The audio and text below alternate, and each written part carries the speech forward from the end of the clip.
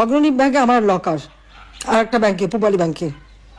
সে পাকিস্তান আমল থেকে গহনাগাটির লকারই আমি রাখি, আমরা রাখতাম, এটা আমাদের পারিবারিক সবার।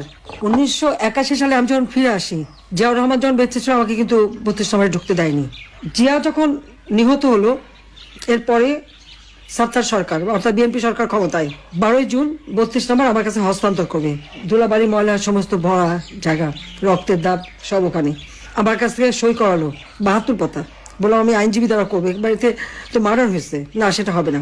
তারপরে প্রচার, কত শতভরি সোনা দানা পাওয়া গেছে, এই পাওয়া গেছে, হ্যাঁ পাওয়া তো যাবে, আমরা তো ভেসে আসা পরিবার না।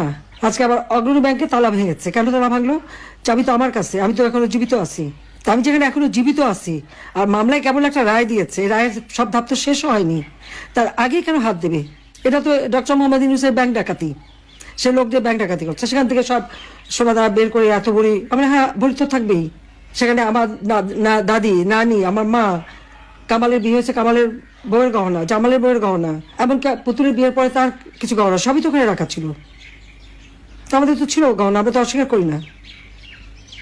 কিন্তু লকার ভেঙে সেগুলো বের করে এখন দেখানো, মানে তাদের কথা ভাবখানার জন্য প্রধানমন্ত্রী হওয়ার পরে আমি সব ওখানে রেখেছি। আমি চ্যালেঞ্জ দিচ্ছি যে প্রধানমন্ত্রী হওয়ার পরে কবে আমি অগ্রণী ব্যাংকে যে লকার খুলে এসেছি আর জিনিস রেখে এসেছি, সেই লগবুক বের করা হোক, দেখা হোক।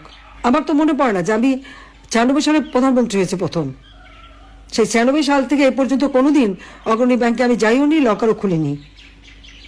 কারণ এগুলি পারিবারিকভাবে যা ছিল সব আমি রেখে দিয়েছিলাম ওইভাবেই। আমার 2টা লকার ওখানে রাখা আছে, সেখানে যে জিনিসগুলি এই যারা আমার বাবাকে হত্যার পর এই বাড়ির সমস্ত জিনিস একটা তারা একটা ইনভেন্টরি লিস্ট তৈরি করে, ওই লিস্টে যেগুলি তারা ভ্যালুয়েবল জিনিস মনে করেছে সেগুলি সব সিল করে বাক্স আমাকে দিয়ে দিয়েছিল। তো আমি সে কোথায় যাবো, বাড়ি নাই, ঘর নাই, তো কিচ্ছু নাই থাকার। আমি লকার ভাড়া নিই, সেই লকারে যে সব কিছু ওইভাবেই রেখে আসি। তারা আমাদের ঘর বাড়ি যা ছিল সব তো লুটপাট করে নিয়েছি। 32 নম্বর বাড়িতে আমরা জনগণকে দান করে দিয়েছিলাম, সেটা প্রথমে আগুন দিল, তারপরে লুট করে ভাঙলো উল্টোটা দিয়ে। অজয় সাহেবের একটা বাসা সুধা সদন, সেটাও লুট করলো, সেখানে আমাদের হ্যাঁ সেখানে আমার অনেক গহনাগাটি ছিল, আমাদের সবারই ছিল, সেগুলো লুটপাট, কাগজপত্র যা কিছু ছিল সব শেষ। তারপরে আগুনও দিল। গণভবন সব তো আমরা সব ফেলে দিয়েই তো চলে এসেছি। তো সেই গহনাগাটিগুলি দেখায় না কেন? সেগুলি কার পকেটে গেল? শুনছিলাম যে ইউনূস সাহেবের বড় মেয়ে নাকি এসেছিল, অনেক নাকি হীরার গহনা নিয়ে গেছে। তাহলে কি এগুলি আমাদেরগুলি নিয়ে গেল নাকি? ইউনূস তো নিজেও ঢুকেছিল ওই বাড়িতে সবাই মিলে, সেটা আমার প্রশ্ন। কিন্তু একটা লকার ভাঙতে গেলে, যে এখানে আমি এখনো জীবিত, চাবি আমার কাছে, পারমিশন ছাড়া এই লকারটা ভাঙে কিভাবে? আমাদের পারিবারিক একটা ঐতিহ্য আছে এবং আমাদের অবশ্যই পারিবারিক সমস্ত সম্পদ নিশ্চয়ই ছিল, আছে। আমার নানির যত গহনাগাটি ছিল, এখন ওখানে সে গহনাগুলি দেখাক, অনেক পুরোনো আমলের গহনা। এখন শুরু করছে যে ওখান থেকে নাকি সব নাকি ওখানে রেখে আসছি।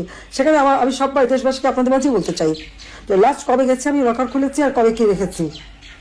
ব্যাংকে কিন্তু ওগুলো হিসাব থাকে, সেটি দেখে যেন কথা বলে।